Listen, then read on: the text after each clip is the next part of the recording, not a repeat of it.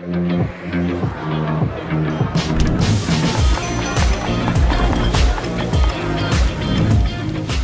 back to the Titans of Food Service podcast. This is episode number 15. Kind of crazy to think that we're 15 episodes through already. And today I invite Barbara Powell. She's the Vice President of Food Service Sales for Mount Franklin Foods. I'm excited for our conversation together, especially here, being that it's March and Women's History Month, to hear more about the accomplishments and contributions of women in the food service industry. So thanks for listening along. Let's go ahead and welcome Barbara. I'm honored that you would join me here, the podcast. Thanks, Nick. Appreciate it. You're welcome, of course. So why don't we start off with, how did you get into the food service industry? By accident. I had graduated from college and I went to work for a local company by the name of Azar Nut Company. And I was in customer service. And I thought it would be a temporary job while I looked for, quote unquote, a real career. And after about 4 months, a gentleman walked up and said, "How would you like to be in food service? You're a bit overqualified for what you're doing." And my question was, what is food service? I understood the retail piece of our business, but I did not understand food service. So I started in inside sales and worked on from there. And I'm glad I did. Yeah. And one, what college did you go to and what did you get your degree? I went to school in New Mexico at UNM, Nice. and then I ended up getting a degree in business. And when you're going through school, I know you mentioned that you got into food service by accident. Did you want to go into a different industry, or what was your thoughts on what you wanted your career path to be? I knew I would be in sales. I had been in sales for the majority of my working career in high school and in college. So I assumed it would be a sales position, but I didn't have a particular channel in mind. I wasn't set on doing anything. I just assumed I would end up at sales at one point. Yeah, that makes sense. I know when I was going through college, I didn't really know what I wanted to do or what I wanted to be.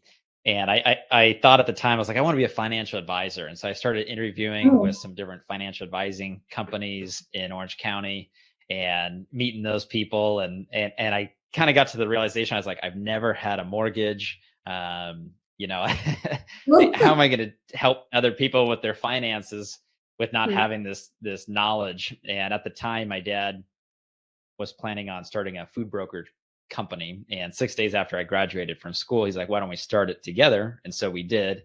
And so kind of like you, I got into food service, I guess intentional on his part, but accident on mine. Yours. And it's been I think it's one of those industries where it finds you. And once you get in, it's really hard to get out. I think that's true. I mean, in college, I had sold jewelry. I worked for Zales. And I never pictured myself as selling plumbing tools or anything that wasn't important to me. And I've always enjoyed food. My mom was a great cook and I enjoyed cooking. So when the opportunity presented itself to me, candy and nuts was fun.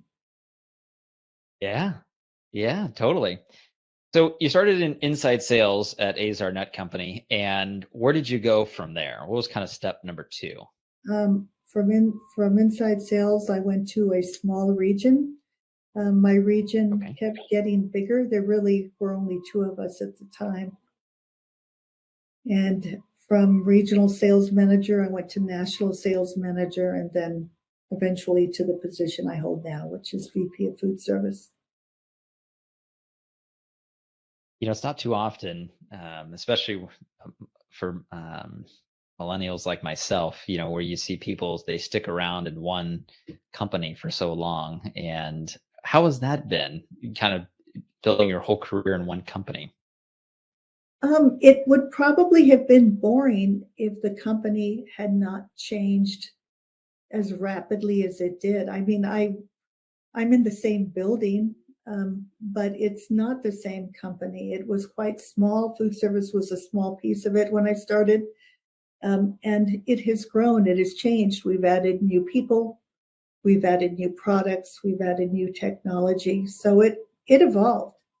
I don't think in the 35 years that I've been here that I can say it was the same company for more than probably 3 or 4 years at a time. And that's why I stayed, is because it stayed interesting. Yeah, it's constantly evolving. And in your career, has there been anybody that has helped you along the way? Oh, so many people have helped me along the way. I had a mentor here by the name of Gary Stewart, who retired. I've had CEOs mentored. I had brokers that helped mentor me, and customers. I think you have to be really willing to be open to all kinds of information. I've had other people, other regional managers and national sales managers that were in selling other product, but they all helped me. I think this is definitely an industry where people go out of their way to help each other. Yeah, no doubt, no doubt. And in your current role, what does your job entail on a monthly basis? Well, from a high level, it's definitely I'm in charge of all of the sales for food service for the company. I could say I'm chief cook and bottle washer. That may want to take that out. Yeah. So I'm basically in charge of all the customers at a high level and the profitability, the relationship. But frankly, I have an extraordinary sales team, some of whom you've met. And yes, really my job is to support them and to make their jobs and lives easier by supporting their customers. Yeah, that makes sense. When you look at your food service sales across the country, are there metrics or what do you look at to determine if you're going in the right direction? Well, we certainly have metrics that we buy. We buy a lot of the usual information. We've now started to work with Culinary Tides, which have you heard of them? I've never heard of Culinary Tides. Who are they and what do they do?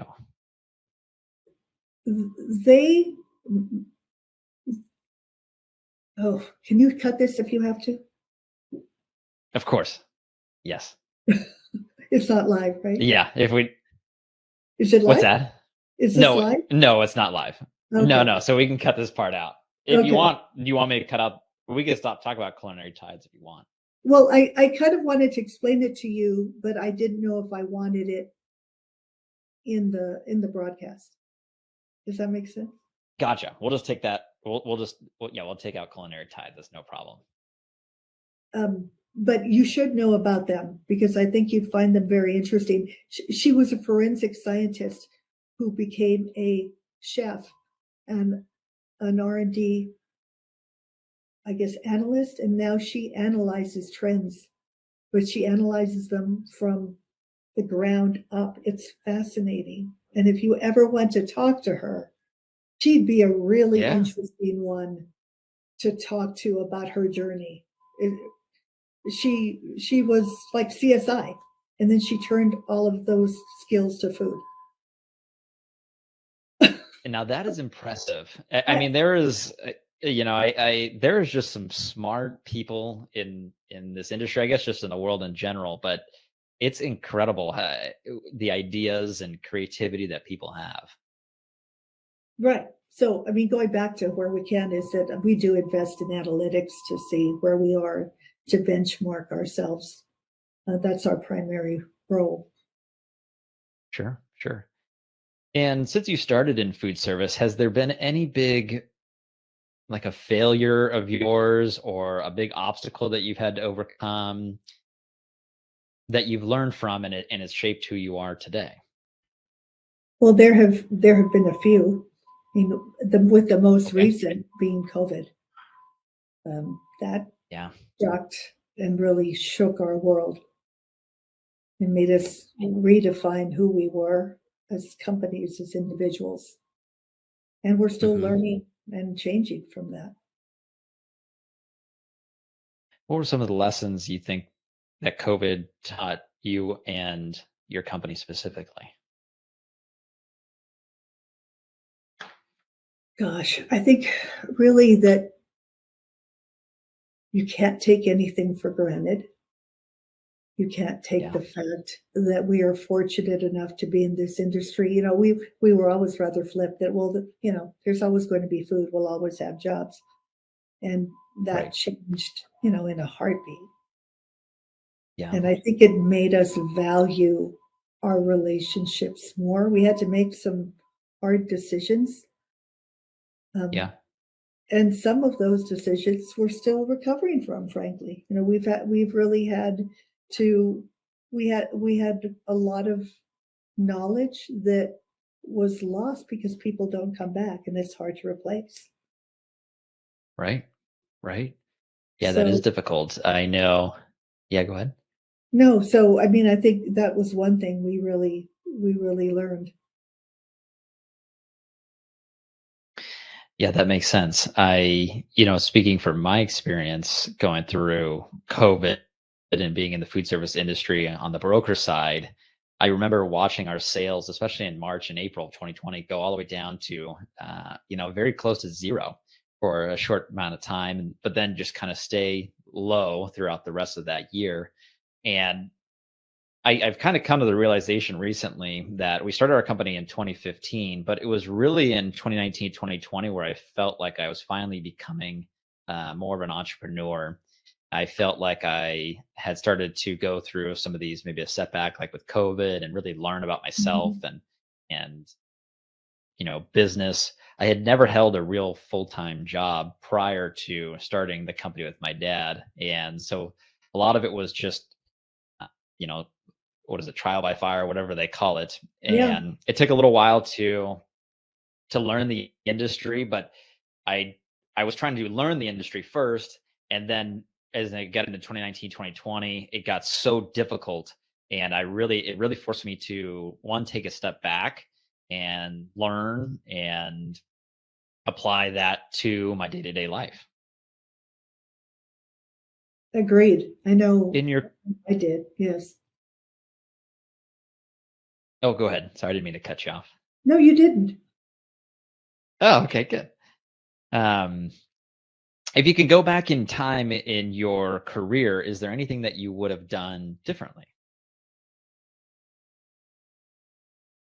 I don't tend to look like that or to look backwards. I Yeah, look forwards. I don't dwell on what could have been, what might have been. Um, you right. just can't do that. I don't. Yeah.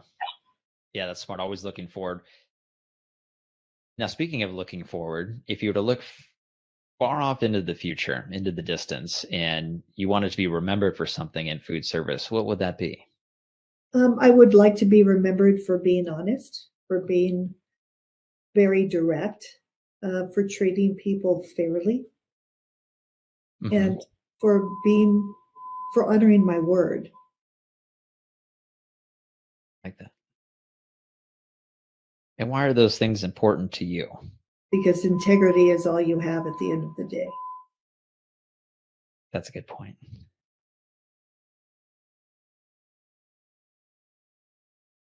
Coming out of college and jumping straight into food service, you've walked that mile. What would you give to a smart, driven college student who was just about to enter the real world, or even specifically into food service? What advice would you give to those people?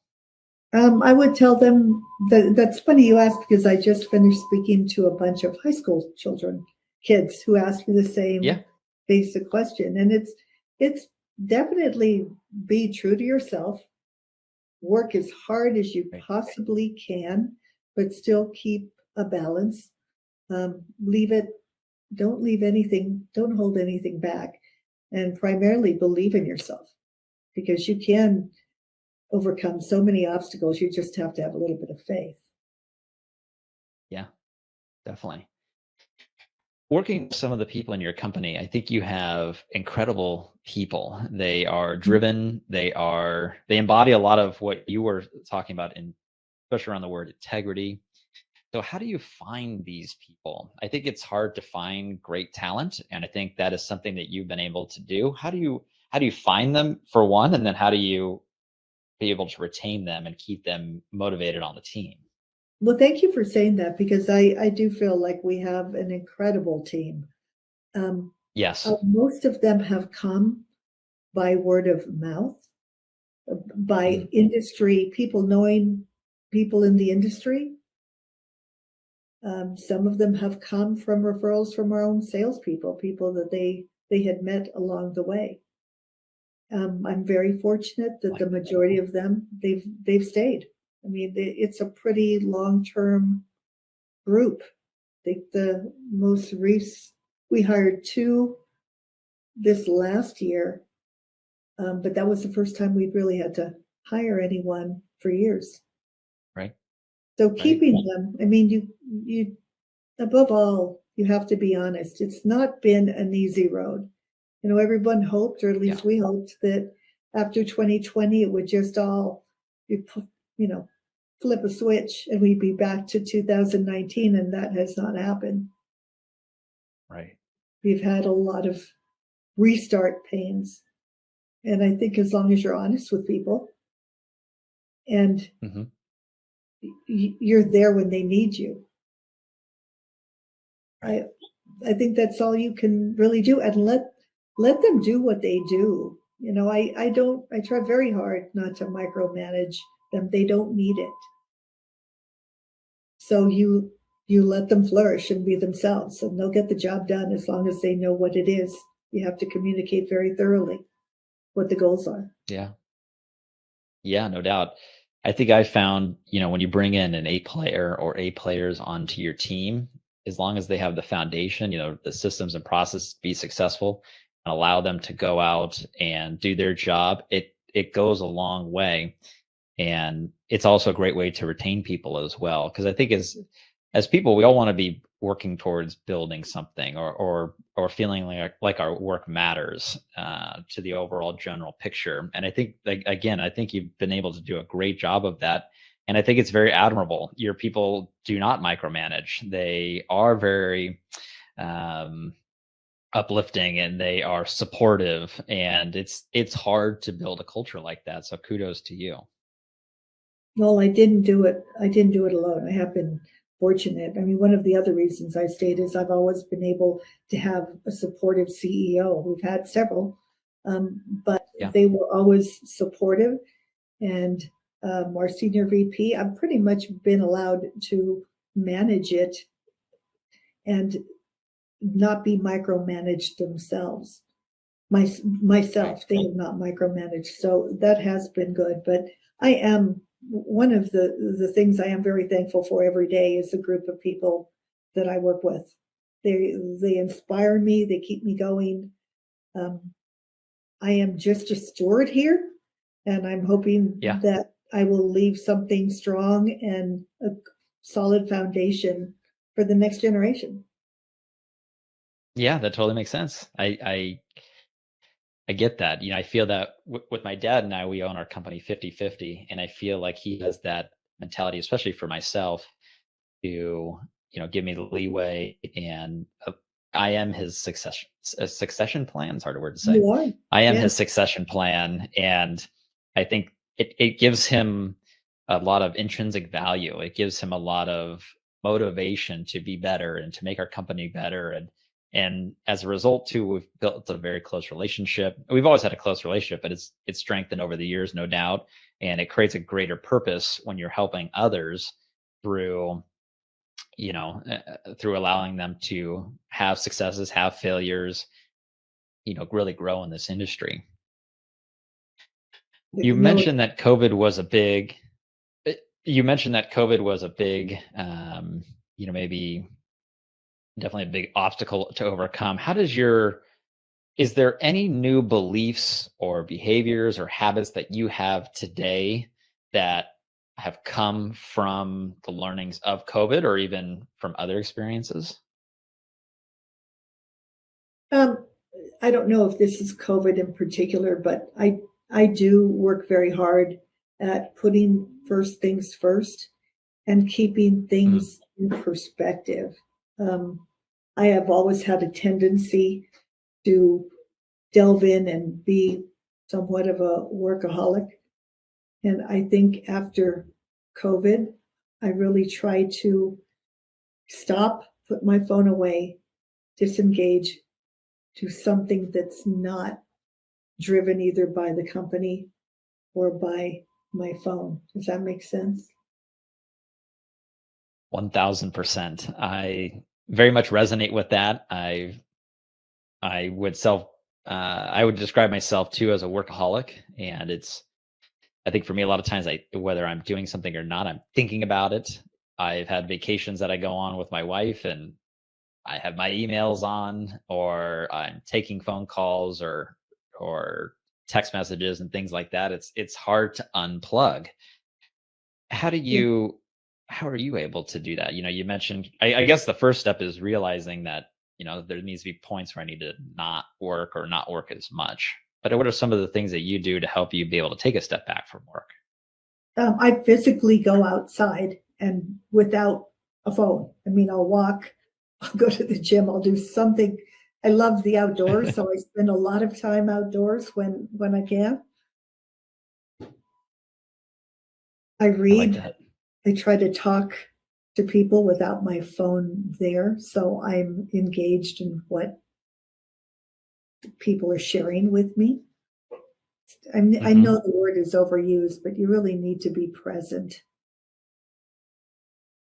Yes, that is very important. And I think a lot of times when I'm too plugged into work, I come home and I'm not present, and maybe sometimes at home where I should be, because my mind is just going a million miles an hour of thinking of this or thinking of that. Mm. And so I've tried to make it a habit that have a stop time at the end of the day, knowing Oh, that my wife Carly might, she's a marriage and family therapist, and so okay. she will see clients until 6, 7, sometimes 8 o'clock at night because they're coming out of school or they're getting off work.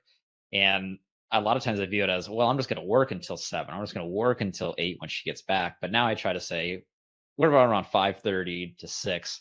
I'll stop, and that way I can relax. And then she comes home, and then we can enjoy our company together.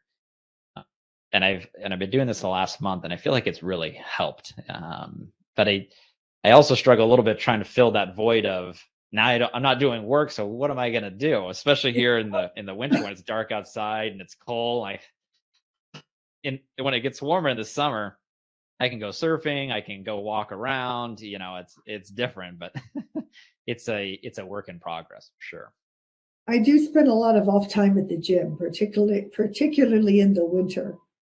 Um, and I do some Yes. meditation. But one of the things that really made me think about it is my children are grown, and both of my Okay. sons are workaholics. And there are times I'm like, guys, calm down. You don't have to work so hard. And they look at me like, really? Who do you think we learned Right. this from? And that did make me take a bit of a step back because I Yeah, was no doubt. telling them things I should be telling myself. Yeah. I like that. I think my uh workaholicness definitely comes stems from sorry dad, I don't mean to throw you under the bus, but I'm gonna throw him under the bus. And because growing up, yeah, he was in the he was a food broker himself when I was growing up. He would work a lot. I remember he would be my little league coach, and the practice might start at 3 o'clock, let's say after school, and go till 5. We'd come home, have dinner, and then he'd work the rest of the night, and it was every day. Or he'd take calls during dinner, and I think it's something that I learned, and so now I carry that same mentality and work ethic, and sometimes it's like you're saying, you have to keep it in check, or it could just run away on you.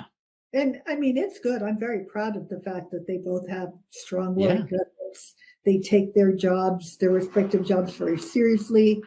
It makes me proud, but at the same time, they're in their late 20s. Do you want them burning out too quickly? No, of course not. Right. Right. I guess it is probably better than the alternative of It not is. wanting to do anything at all. If you were lazy, I'd probably be kicking them, right? Yeah, exactly. Exactly. Being that here in March, it's Women's History Month. I have been proud to have a few, have yourself and a few other women come onto the podcast, and because I really want to highlight the accomplishments and the contributions of women in the food service industry. And being a male in this industry, which I would say probably, a little bit more of a male dominated industry, I'm interested to hear what has your experience been like as a female in food service? Well, in the beginning, it was a little awkward because I was one of the very few. I started over 30 years Right. ago, and I could still walk into a conference and pick out the women and probably count them on one hand. I Right. realized that people noticed what I did, what I said, how I said it. I did not blend in. So I had to make sure that everything I did say and do, I had a real purpose. I do feel like at times I had to work a little bit harder, maybe, Yeah. just to prove that I could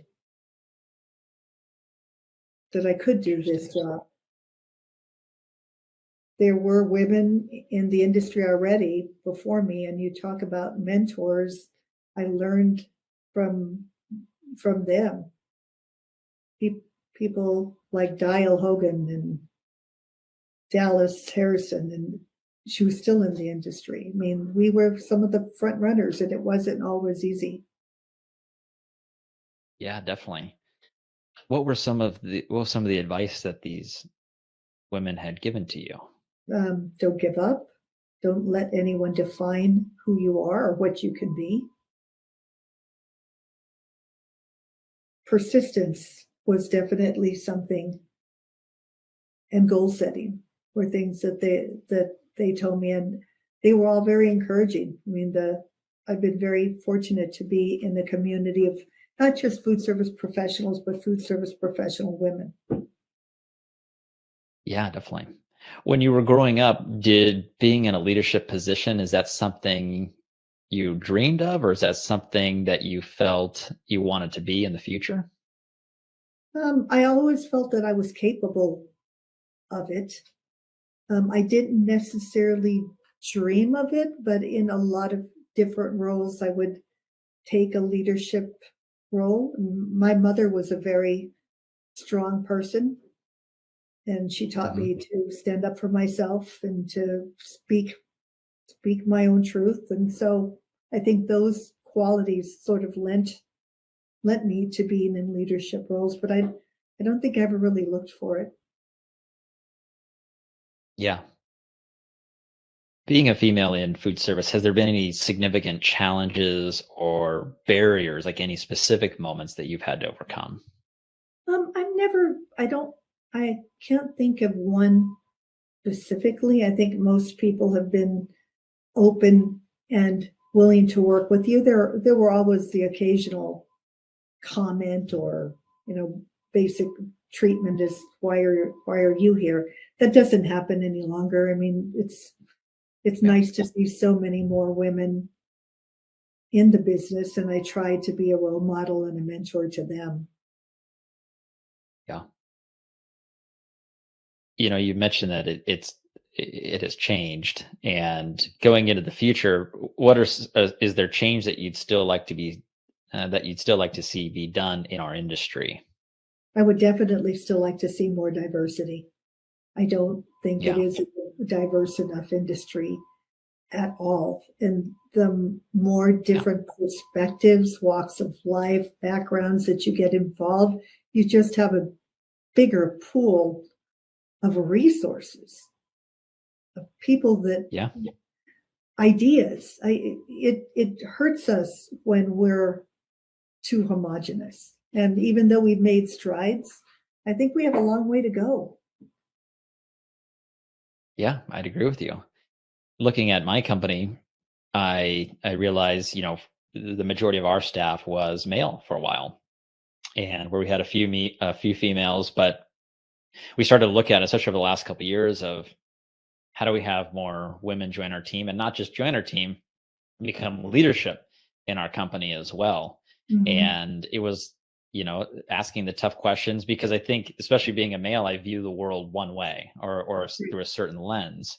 And you're right. Especially being here in Southern California, it is a very diverse population. Los Angeles, there's over 10 million people, I believe, and it comes from all different walks of life.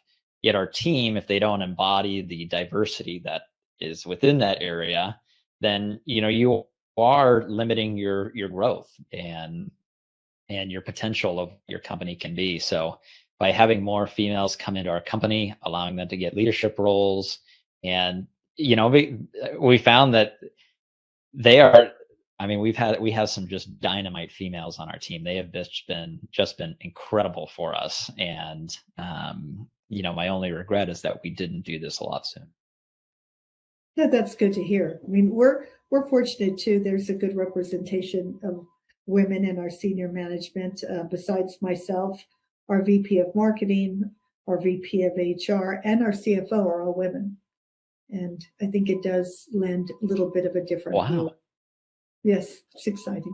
Yeah. Yeah. I love that. How do you, this might just, you may not have an answer to this, but how do you think we could get more women into the industry? I think we need to advertise more, to be Yeah. more visible in colleges and universities and all technical schools. People need to understand that Yeah. it's not a secondary career. It's not something that, oh, by the way, I just happened. I mean, you and I are a little different. We did fall into it, but I think now, with most people Yeah. being more purposeful, I think we need to let them know that it's fun and viable and you can grow. I love that. I love that. And on my side, or on the male side, what changes would you like to, I mean, when I ask this question, the question is, what is the change that you want to see in the industry in the future? Um, Both in terms of being, I'd like us to become more open minded.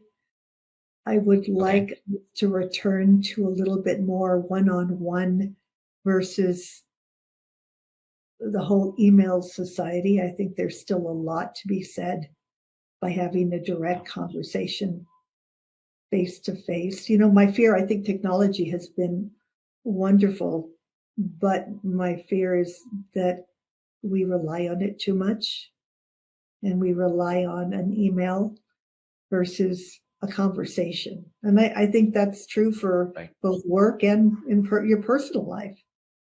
It's a lot Yeah. easier to text someone happy birthday or whatever than it is to just pick up the phone and say it to themselves, say it to them straight. Yeah. I can resonate with that. In my first few months of working with my dad, I would send out emails trying to get people's attention, trying to set up appointments, and it wasn't really working. And he goes, "You need to stop doing that." Yeah, and he goes, "If you want to learn in this industry, you got to pick up the phone and call somebody, or go walk in the back door and go say hello to somebody." And so I remember I started to go on Pacific Coast Highway here in Orange County, and go just restaurant to restaurant or cafe to cafe, and kind of build up that muscle, because it was, he told me, he goes, "School was great for you, but I feel like it didn't teach you how to talk to adults. You got to be comfortable talking to adults. And the way you do that is you get out from behind the computer and go do things that are one-on-one, or have live conversations." I think he's right. Yeah. Your dad's a For others wise. that, yeah, he's a funny one, and he has a lot of fun little sayings. And I should create a little book of the sayings that he's had over the years. But it's kind of these little nuggets that I carry and I share with others, especially as they get into not just food service, but whatever industry they might be getting into.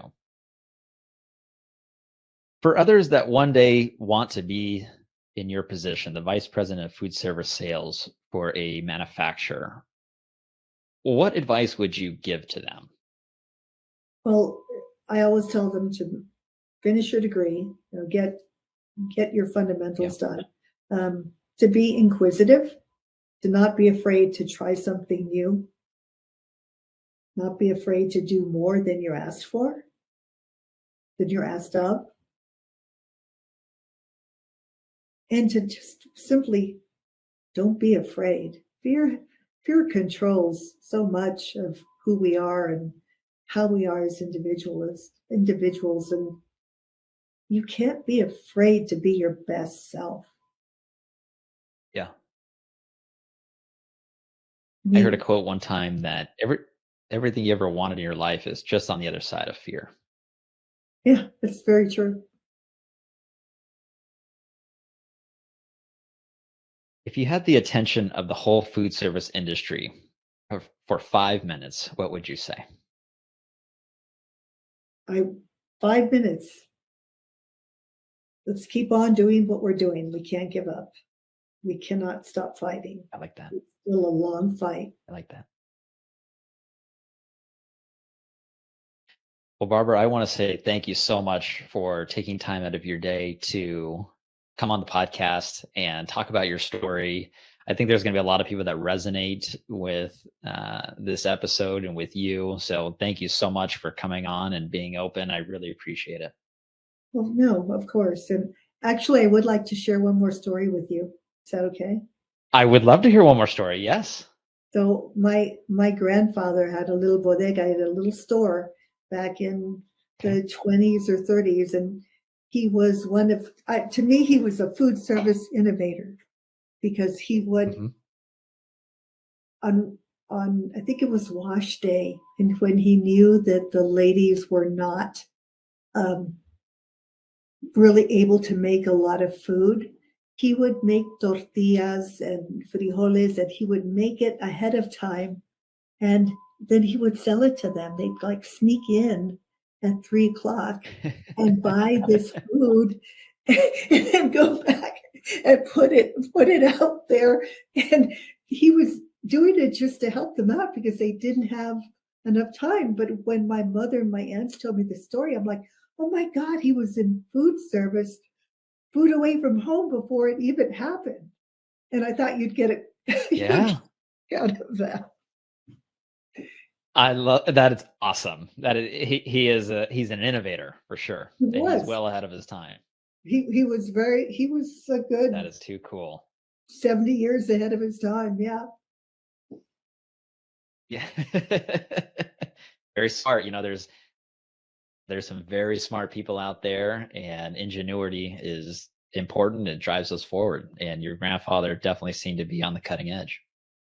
Well, they, again, I think in terms of diversity, he was an immigrant and he came over and Yeah. he did whatever he could in order to make a living for his family. He had a little store, but he also knew what women had to go through, particularly back then in the day. And Right. more thing I'll share, you don't have to put this in there, but when I never knew him, but I heard a lot of stories. And I remember going to Yeah. a funeral of some people my mother knew, and several people came up and said, "Are you Don Placencia? Are you Don Chon's daughter?" And she said, "Yes." She goes, "He kept us from starving during the Depression. He would keep their name on a ledger, and when they could pay him or bring a chicken or whatever, that's what he would take in payment." And more than one said, our family didn't starve because of him. And Yeah. that made a real impact on me anyway. No kidding. Uh, yeah. I mean, you talked about integrity and leaving a legacy that of integrity. And I think it stems back from something. And I'm sure he had some influence on that. There's no doubt. No, he did. And I mean, we live on the border, and my mother, growing up, we'd have people coming from Mexico, and they were Indians a lot. There were Tarahumara Indians, and my mother Hmm. always had a tortilla, burrito, a coat, something. She never turned anyone away. I think she learned that from her father, and they passed it on to us. Hmm. Yeah, totally. I know my grandfather also being an immigrant from Mexico and actually coming here and being an orphan. And, he had a lot of trials and tribulations that he had to go through, a lot of tough moments in his life, but he ended up having 3 boys and, really instilled a lot of character and integrity in them and that Mhm. work ethic. And, because it's not easy, especially coming from a a different country and coming here trying to assimilate with the culture, and it's just different and it's difficult and there's a lot of obstacles to overcome. There is, and I think you and I are better people for it, for the fact that they did do that and they did come over. And I don't try to get political. That's why I didn't say it in there. But we not Right. only are we second generation. I mean, our parents were, our family was immigrants. They came and they did the best they could, and they worked Right. hard. That's right. That's right. And that's what I love about this country is that it is the land. I know it's the cliche, it's the land of opportunity, but there is opportunity.